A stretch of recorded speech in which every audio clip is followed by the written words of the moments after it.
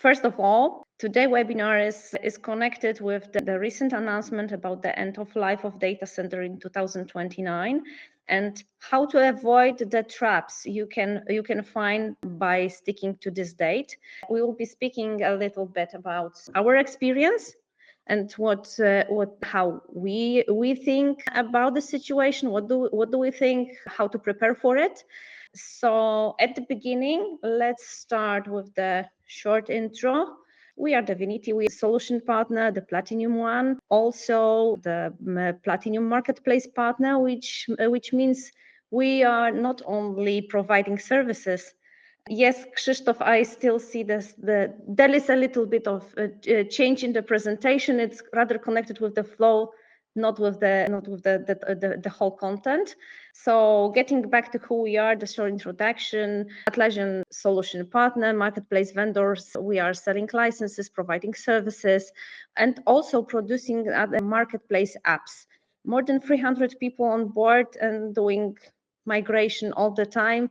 50 is probably not enough because we are conducting migration, I would say, all the time right now. So based on that, probably part of you can be surprised because there was a small change in the presenter. So my name is Katarzyna Doroż-Żurkowska. I'm head of Atlassian Services, and today with me is Piotr. Piotr, please introduce yourself. Thanks, Kasia. My name is Piotr. I'm project manager in Divinity for a few years, over 3, as I remember. And it's really great to be here instead of Simon because some health issues, unfortunately, for him has been. So I hope it will be really great also today. Yes, so before we will move forward, few announcements. There will be a recording. You can put the question on the chat. We will answer them at the end of the presentation. Don't hesitate to put there everything which comes to your mind. We hope we'll cover everything. And also, I believe there will be a second host for you, but this is a surprise for the end. So let's go forward to the next slide. As usual on this webinar, we do have bonus for you for those who are staying until the end of the webinar. So please expect something for that at the end. And the next information after the webinar, you will get the link to the Knowledge Hub. The Knowledge Hub is the place where you can find all the materials we are talking about during the webinar. Every previous webinar we've already recorded, plus the recording and the presentation from today. So what will be the content of today's webinar? First, in the beginning, the most important, what was the announcement of Atlassian, why, and what is happening when? Then 6 traps of end of life of data center, common problems, what were our recommendations, then of course the fixes, how to stick to the roadmap of the migration, lesson learned from the real migration, and this is a little bit of the surprise we have for you, and of course the Q&A session, which is always one of the best part of those webinars we are hosting. So why is this happening and what does it mean for us that Atlassian is sunsetting the data center? First of all, and probably you've already seen similar slides and similar information, Atlassian is the cloud first company. And the first cloud mandate is something we've seen for the last few years already. We believe that the pressure of moving to the cloud is connected with the nature of cloud offerings. For most of the large enterprises and even regulated companies, cloud is enough for now and is meeting all those security and legal concerns we had in the past. Marketplace and the ecosystem in general already shifted to the cloud. So most of the marketplace apps, they have the cloud option. And I can even say that most of them, when we are thinking about the cloud parity features, they are on plus for the cloud in comparison to data center. It was connected with with all those announcements that we need to focus on cloud at the beginning. The strategic cloud focus in the innovation pace, it was already on the cloud. So all new products, they are only on the cloud. We saw that data center was not developed for a long time, and there was a customer expectation and investor to finally set the date when the data center will sunset. Everyone knows it will happen, no one knows when. And only because of that, at the end, we have a deadline, and we need to think about it. Yeah, Let's explain what the read-only means, because this will be one of the most important words we will be using. Sure. So what exactly does read-only really mean for us? So for sure, it's not only about working actively on the issues, like, of course, creating, editing, commenting, but also we've got significant risk to store the data on, let's say, some kind of exposed environment with no support from Atlassian, with no covering critical vulnerabilities. So about the compliance or security matters, it will be really, really important for us. Yes, so there are three milestones we need to think about. The first one is really close because it's 6 months from now. On March 13th, 2026, it will be the last day when new customers will be able to buy data center licenses and marketplace apps. By new customers, we understand people who've never, the domain which never bought the licenses in the past. So it does mean that if you are an active customer, this milestone is not for you.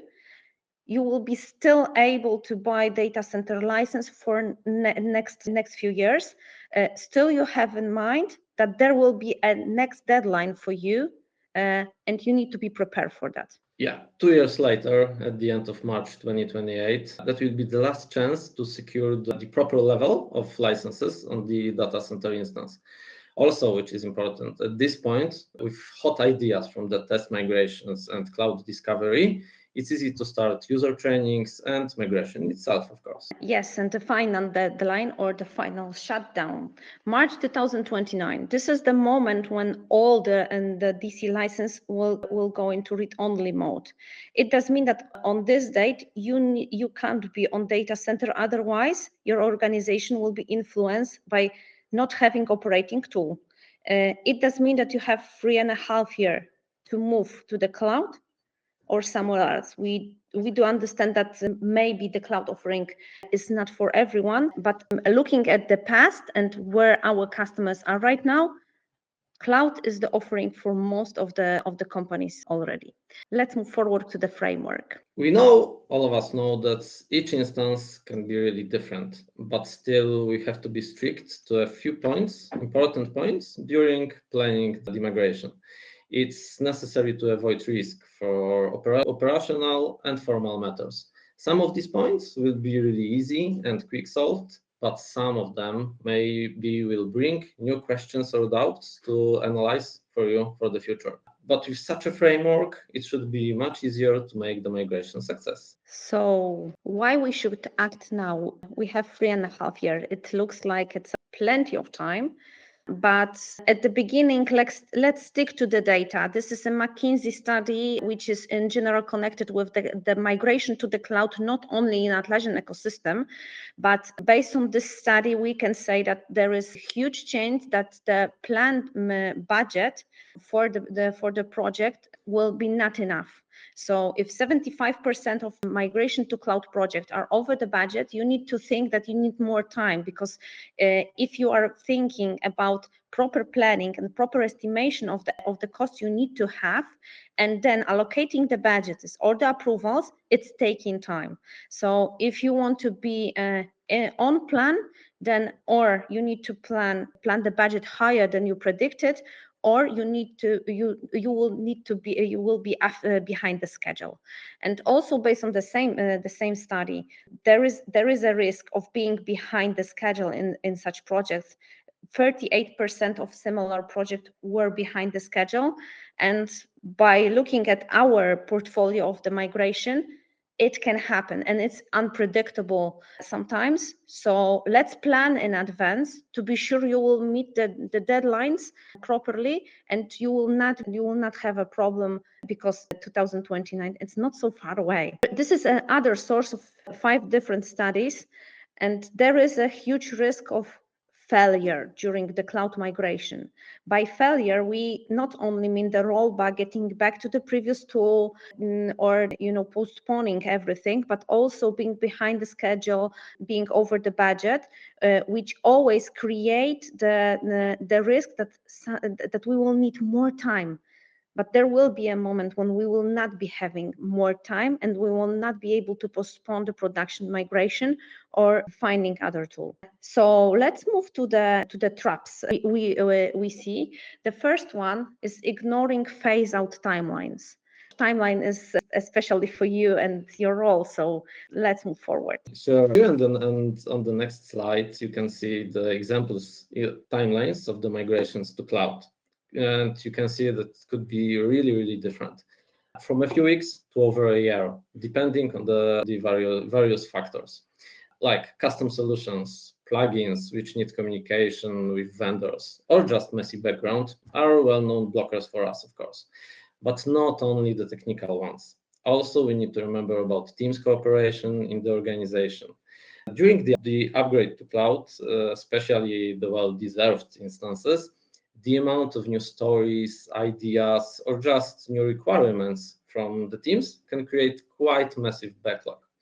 Decision about implementation of them and when we need to implement them will make the timeline longer, but if you have this time for it, the users will be really grateful. And here and on the next slide, Yeah, problem with my slides. Okay, and the next one, yes.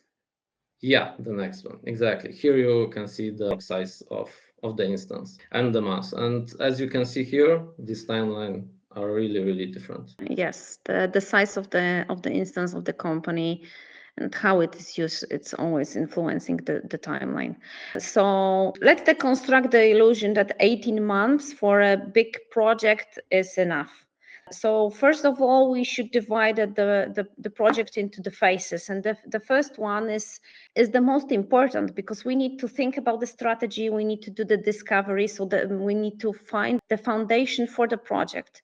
It does mean that you need to find a sponsor, you need to find the project's team and people who will be involving during the project and get all the approvals. And I can tell you, 3 to 4 months, it's not sometimes enough. Sometimes it's taking long, especially if we have bigger customer, it can take much more. After the first phase, we are going into planning and designing. We need to choose the migration strategy. We were talking about that on the previous webinar. So in case you need more details, let's go to the Knowledge Hub and you will find the proper content for that. We need to design the new architecture. We need to think about the security model, etc. So this is the moment when we are planning how the future will look like, and then going to the proper project phase, which we are calling testing and remediation, or doing the test migration with the UAT, and then planning the production migration. This is the longest phase always. We need to prepare the data to be moved to the cloud. We need to prepare people. We need to test everything. We need to find proper people who will be testing their processes, just to make sure that at the end of the day, when there will be a big bang and we will go live with the cloud, everything will be prepared properly. So based on that, 18 months, it's rather reality than only a plan. Of course, for smaller customers, it can take less, but you need to be aware that in case of the problem, the queue on Atlassian side to resolve them can be long and will be taking time. So let's think and not wait until the last moment to start planning your project. So how secure the success of upgrade to cloud? Yeah, this slide is especially for agile enthusiasts here. The gates, we can even call it sprints maybe, look like a bit too wide, but we need to be sure that the whole process will be efficient and productive for whole your organization.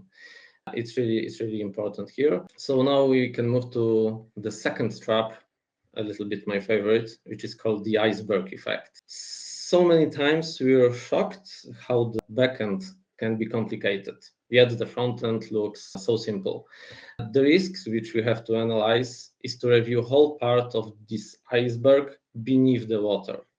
Plugins verification or external connectors, which have been working for years in the background, need to be well checked and need to be prepared for the cloud. And about the operational side of the migration. The first day with the new software which doesn't work is the nightmare for everyone. All of us want to avoid such situations. That's why planning and communicating with the teams are so important here. Also, during test migrations, which could be a great opportunity, to discover a new way of working and the opportunity of cloud, can be really productive for your organization, not only like tough duty and another task to be done. And of course, money and all financial issues. Licensing swap to cloud of the Atlassian apps themselves, vendors of plugins with various clouds level of implementation of their apps, and of course, internal staff time for testing. It looks tough to count it, but with the partner which is on the map with all clouds details, will be much easier. So now we move to control. So we need to when we are thinking about the money, we believe we should be rather proactive than reactive. That's why we've preparing the budgeting framework, which is which from our perspective is working for most of the customers. And the first phase of it is to deep dive, to make deep discovery of what we have in what we have from the terms of the licenses, and we need to find all the proper potential costs during the project, and make it visible to make sure that we will find everything which we can then use for the phase 2, which is the total cost of ownership modeling. So calculating how much it will cost us in total for everything. So to translate all of the discoveries from the first phase to money in general. And then we need to go to secure and validate the budget to make sure that we have all the approvals and to present transparent everything which is influence the project in general. We believe that there is thinking about the total cost of ownership right now is really important, because our leadership is always asking for something like that. And by moving to the cloud, it's not only changing the platform, but the final goal should be to adapt the features you didn't have, the products you didn't have, and to make a change in your company. So let's cover the plan. What do we need to be prepared for cloud? What we should cover from technical points of view? For sure, all of the apps, all of the plugins, external connectors, APIs, for example. What about the people? Internal staff, well informed, and the trainings are scheduled. And of course, some formal issues here: statement of work with solution partner, security check and compliance, and of course, possible dual licensing here. Yes, so when we are thinking about the TCO calculator and inputs, they are the current state cost connected with the on-premise version, like the licenses, maintenance, renewals, apps, hardware, infrastructure cost, everything you can count, everything which is the one-time off, like the project of the migration to the cloud, and the future state, so how much we will pay for the cloud annually, monthly, depends on how you want to pay for it. But still, you need to take this into consideration. There is plenty of other things, and we can put this into a simple spreadsheet to make sure we've covered everything. So then there is one really important information. There is an option for getting the dual license, which from our experience and what we see from our customers, is really important, because no one wants to pay 2 times for the licenses. So if you are in the meantime between still you are using the data center, but you need to plan properly the migration to the cloud, you need both instances. And by getting the dual license, you can get this. So you are paying for cloud, you are getting the data center for 6 months, 12 months, sometimes even longer. This is not an easy option to get, but we were able to get more for the bigger customers, to make sure we will be prepared for the migration, we'll be prepared with not paying double and then still talking about the cost of the licenses during the project. There is also the second option I want to mention. There are new programs like the Fast Shift, where you can get the help on I will say on the proper migration stuff doing by Atlassian people, which you can get when you are working with the partner like Divinity. So it's also something which can help you make faster migration, easier from your perspective, getting proper people on Atlassian side also, which normally are not working with the migration. And in general, those projects really cut the time for the migration to a really great one, I would say. Okay, let's move to the third trap, the compliance chasm. This is the one I am always saying is one of the most important. Why? Because when you were on the data center, you were controlling everything. Physical data centers, the network, everything, it was on your own. When you're moving to the cloud, we have a shared responsibility model. So Atlassian is securing the platform and the network infrastructure, hardware, operating system application, this is on their side. But it's still the part which you need to secure and your data, like the user accesses, permissions, data configuration. So you need to be aware of that. You need to check everything which is possible on your side in the terms of the compliance and security.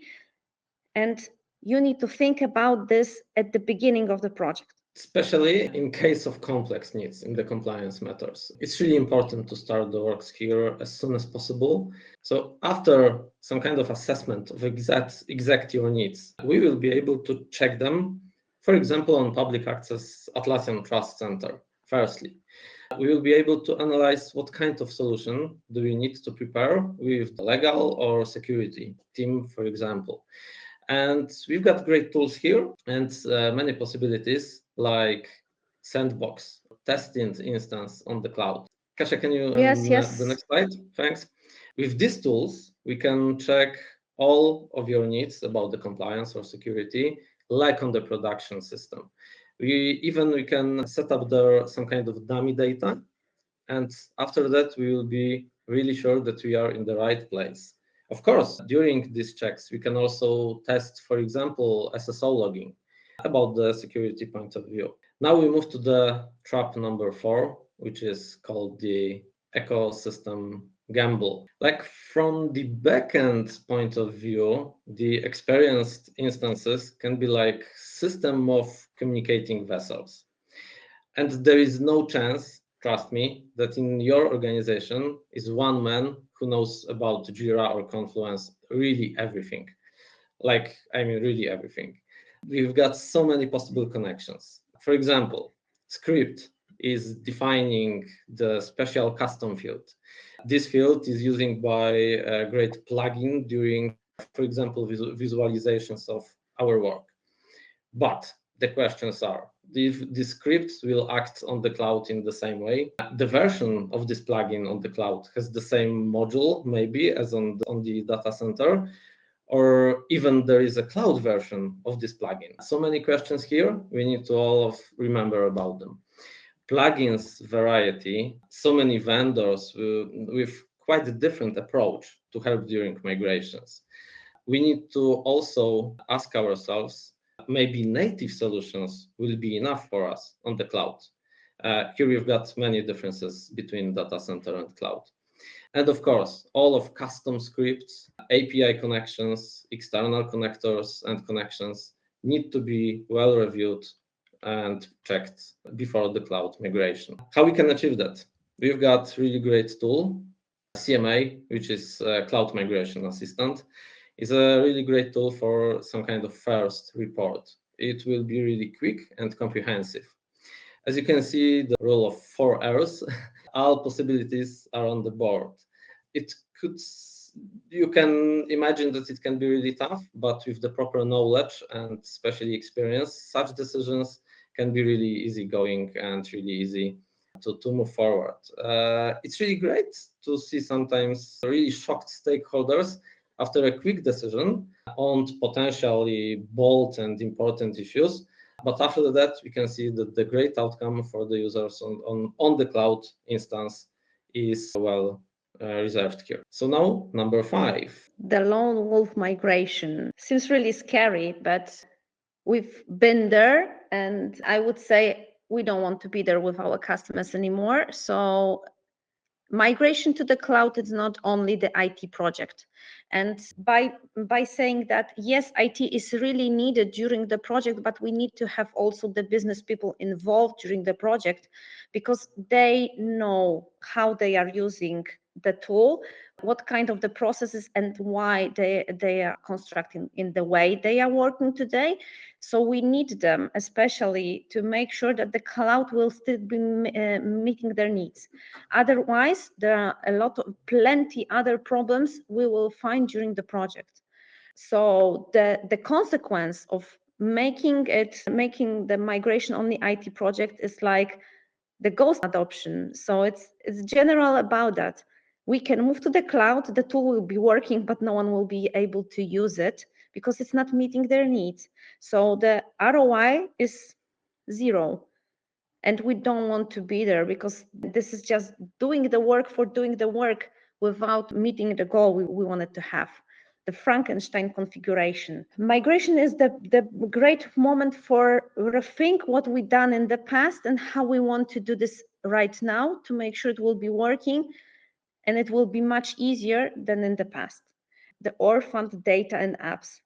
You can imagine that sometimes you don't know who asked for some kind of the apps, where if this archive project is still needed or no, if someone is using it or no.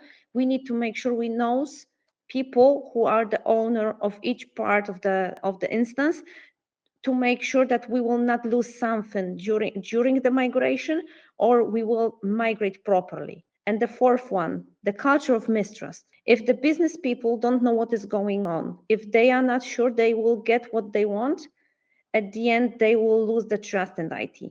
And this is something which is always and can be the resistant to the future technology innovations and future similar projects in other areas. So make sure that you are thinking about the migration as a project for the whole organization. Lots of different people, not only IT, but also the business ones. Yeah, because we need to remember that the upgrade to cloud, the migration to cloud, like the rest of changes in our lives, may be perceived differently. But with the proper team in our organization, this transformation will be much, much easier. It's not only, about the technical issues, but also about the communications to the users, about planning of tests, for example. The next slide, you will be able to see the example of some kind of matrix here. Of course, all of the organizations are different, so we need to adapt this matrix to your example. Yeah, the trap number 6, the data catastrophe. As we know, it's all about the data from time to time. So I've got one question for you. How many links or relations do you have in your data storage? Probably a lot, I assume, and many of them are quite old. So it can take a lot of time to realize that some of your data is corrupted or lost. And it can be really tough to find it. So we define some kind of 2 modes here, failure modes. The first one, the silent corruption, with not all of the data damaged on the cloud, but some part of them. And the discovery of this catastrophe is delayed after the migration. What's the story here? For sure, it will make some kind of erosion of the trust to the instance for the users. The second mode, the downtime spiral, will make the users angry for sure, because we should remember which processes rely on Jira in your organization, and people really often need Jira really permanently.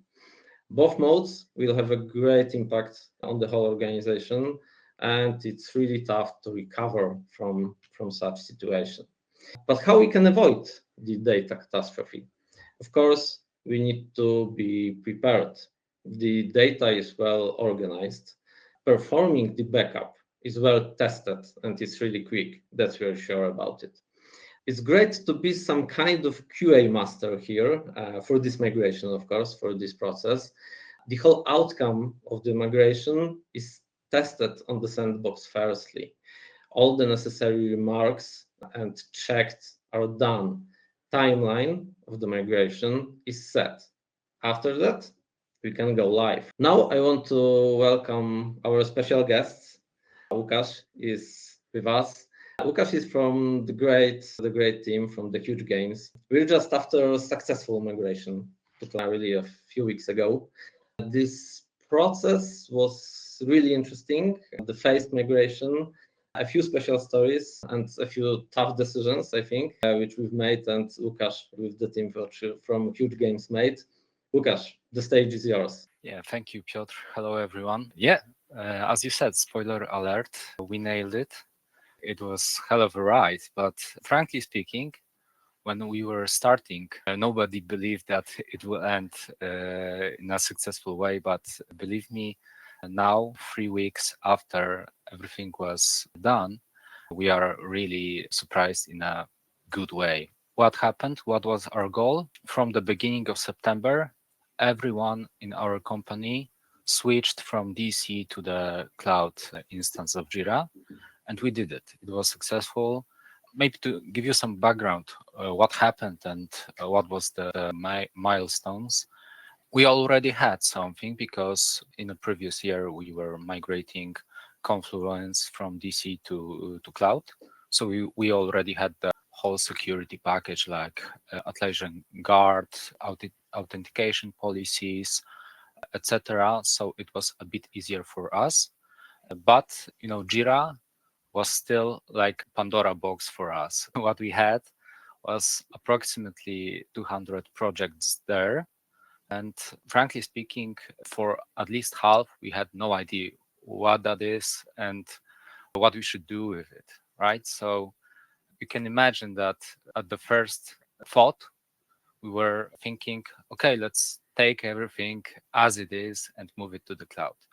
But that was the worst idea that we could have. And what we ultimately did, we just started from beginning. We rebuilt everything, and it was a good shot, right? Obviously, it would be impossible without involvement of Divinity. I'm definitely sure that we wouldn't handle it without you, so thank you guys. Maybe to give you some background about us, what we had, etc. Let's say we can separate our users or teams to the production and support. Production means everyone involved in the product lifecycle, marketing, advertisement, monetization, developers, etc. And support means all the back office, IT ops, legal, HR, and other teams not directly involved in the product development or selling. So what we did, we planned the migration into parts. So at the beginning, we moved the most, let's say, fragile parts. So everything that is connected to the production. We located, I don't know, maybe 40, 50 projects that were used by the production teams. And what we did, we almost closed it in one project in cloud, one big project in cloud. To achieve this, we involved as many stakeholders as we could find. We made a huge inventory of everything that we had in the DC. As Piotr mentioned before, it's something that you have to do, right? It may sound scary, but to give you some specific data, we started talking about everything in April, I believe, and at the beginning of September, we are completely done with everything, right? So it doesn't take too much time, but you have to do this exercise, right? So that was the first step, moving all the production processes and product teams to and projects to the cloud. And assuming that if this will end in a good way, it means go live for the rest, right? If this step would fail, we would think about the different options. But once we did that, we knew that rest would be a piece of cake, right? So in the second phase, We moved whole of the support-related projects to the cloud, and we ended the project, right? It was as easy as that. What helped us? Definitely very close collaboration with our partner, with Divinity. We had some kind of a command chamber in Slack, and decision making was very fast and direct, right? We had very well communicated team. We all also know each other because we used to work for over a year, maybe two now. So yeah, definitely close communication, direct communication also with the stakeholders, and fast decision making. This is what made this possible to achieve in such a short time. Thank you, Łukasz, for what you're saying. We wanted to invite Łukasz to let you know that it seems to be hard at the beginning, but it's not also always so hard, and it's not always taking so much time, as we were saying at the beginning. It depends on the various number of details we need to think about. So it's possible, and this is something I want you to think about when thinking about the migration. Going further, because we have plenty of questions, if you still have problems, if you don't know what to do with the cloud, this is the moment for the bonus. So we are always open to our session for all of you who are coming to this webinars. We are answering all your questions. We can work with you on the pieces you need to have for preparing for the migration. Of course, this is free of charge, and this is not a sales pitch. We just want to share our knowledge and our experience with you. So if you want to use this bonus, send me an email.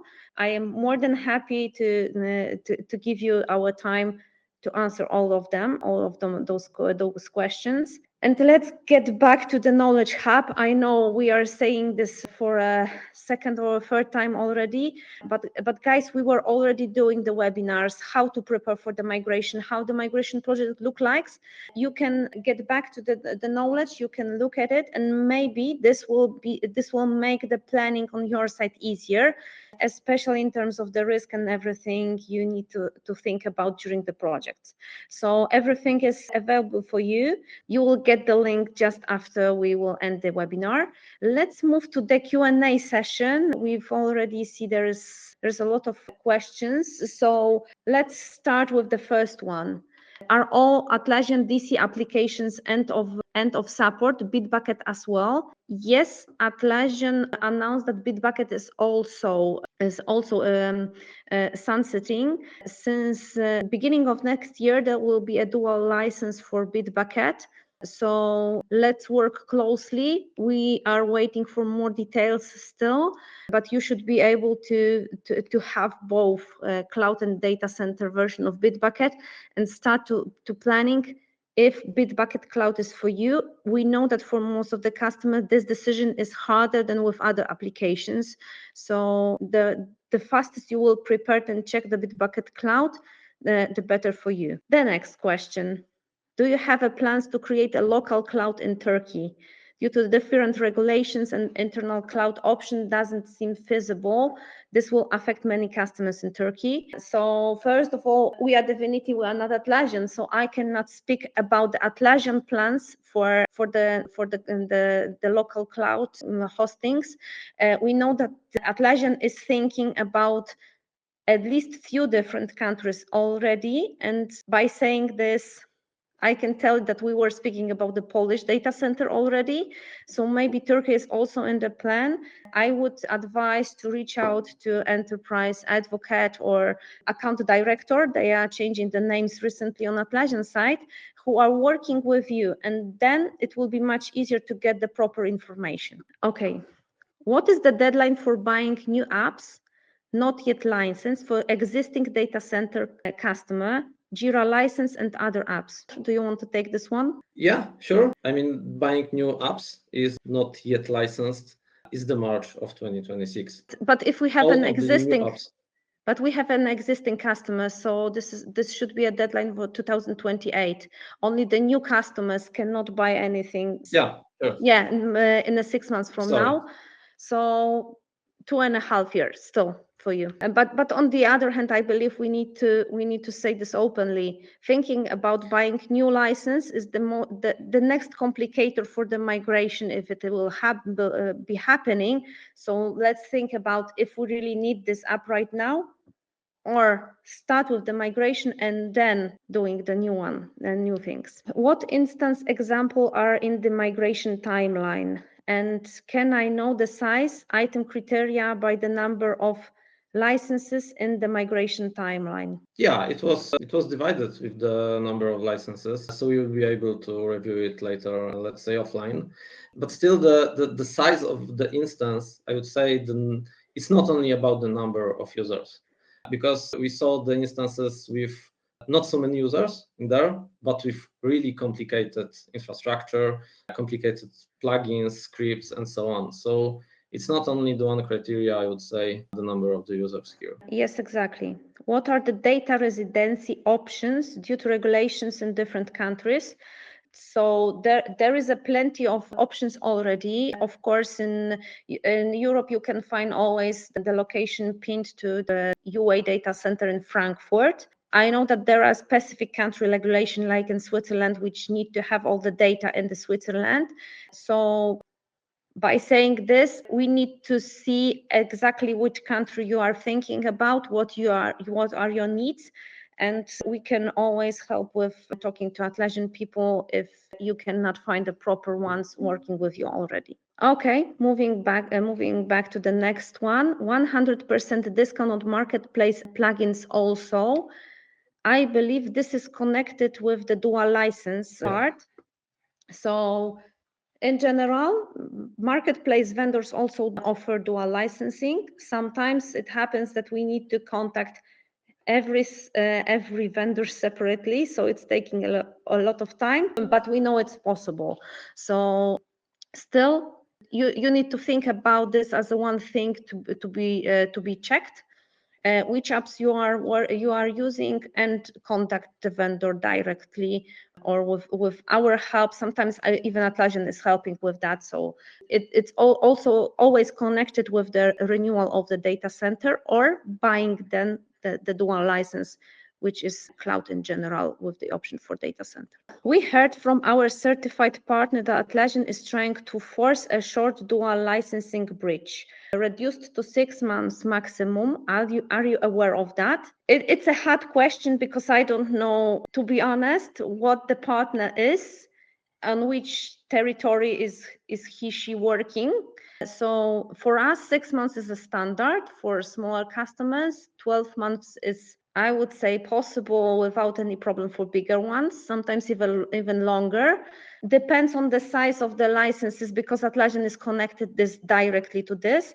But as far as I know, working with our sales department, they are able to get better conditions than offered as a standard.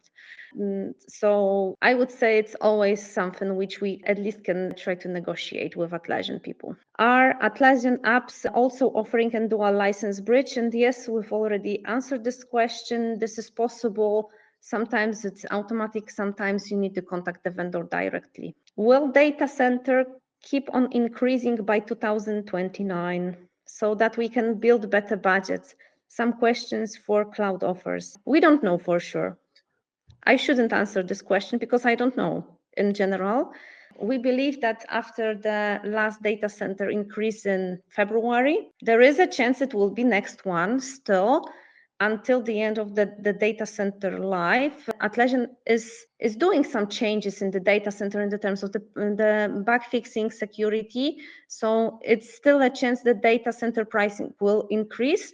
It's a standard that the cloud offering is increasing the price in autumn, and the next one is planned, I believe, in 15th of October. So if you are planning to buy cloud soon, then it's a good moment for making the quotation, because this is the last moment to create it, to not pay more money. Next question. Do you know if Forge will be the last stable technology for creating plugins, or maybe Atlassian is going to make another big change in that scope? From what I know, Forge should be the last one, and they are working really, really fast to make sure it's more stable than it was.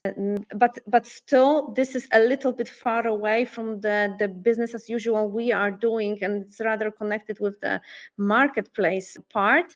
So I am not aware of any details, being completely honest. Łukasz, there was a question to you. When you say custom script, what are you referring to? I believe I was referring to the part that was covered by Script Runner. Maybe that's worth to say, because that's super important, because we used to have Script Runner in DC, and actually it appeared that we don't need that in cloud instance.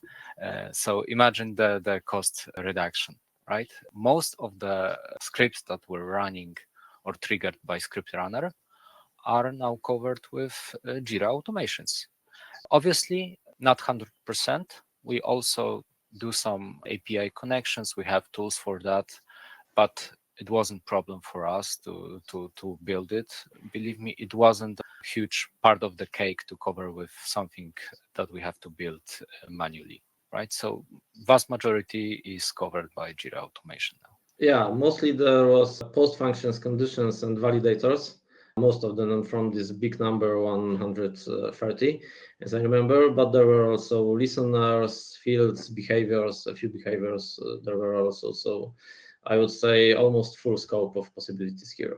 Okay, thank you guys. We have 3 minutes. We will try to cover as much questions as possible. If we are not able to cover all of them, then please reach out to us after the webinar and we will offline trying to answer your questions. Back to the compliance. How does Atlassian Cloud deal with customers that have strong legal constraints and sensitive data? Is Atlassian working on the new Sovereign Cloud and making on more certifications which are put today? So this is a huge topic in general. So we know that there are customers who are saying we have a really sensitive data on the instance, we cannot move to the cloud. And if we are saying talking without any details, it will be hard to answer what is needed, what is impossible. I believe there are customers who cannot move to the cloud because of the rather legal constraints, but every time I was working with the customer with such blockers, and the customer was willing to share the details, why, how the compliance team or the legal team on customer side is thinking about things connected with the security of the data, it was much easier to get it resolved somehow, or answer the question or changing the interpretation, because it's not all, don't want to say that you are not the one who knows the best. Sometimes we don't understand some details and nuances, and because of that we cannot help you with saying that your data can be moved to the cloud. And this is I believe the really long topic, and we need to make it offline if possible. Okay, I cannot hear also that it's really changing quite fast. Atlassian is working quite tough on this issue, and I can say that analysis made 10 months ago, now we can take it once more, because there are new documents, new possibilities about the security and compliance here during these 10 months. So it's quite massive work. Thank you. We have still 1 minute. I will try to take one more question. If there is no way to migrate data from data center to cloud without modifying it, structured data, how can we as an organization subject to audit by auditors preserve our original data in a readable form for the future audits for the next 5-10 years? What does read-only mode really means after? So yes, exactly, the read-only mode is something you need, because you can still have your data center instance, you will just not be able to modify anything on it, but still you can have it for next 5-10 years or forever, and you can get back to it. So this is exactly what most of the customer needs for the auditing purpose. Guys, it's 12 o'clock in Poland. We need to end. Unfortunately, we are not able to cover all the questions. I still see there's plenty of them. I am still leaving you with our email addresses, or I am not able to do this, or I am right now. So reach out to us and we can try to work offline with you on answering your question as much as we are possible. Some of them are for sure should reach out to Atlassian people, but we can help with that. So one more time, thank you very much for being with us. I hope you enjoyed I hope you enjoyed and you find something which is helpful for you. One more time, reach out to the Knowledge Hub. There is plenty of really useful content already for you, which can make the transition to the cloud easier. Thank you very much for today, and I hope we'll see lots of you during the next webinars. Thank you. Thanks a lot. Thank you.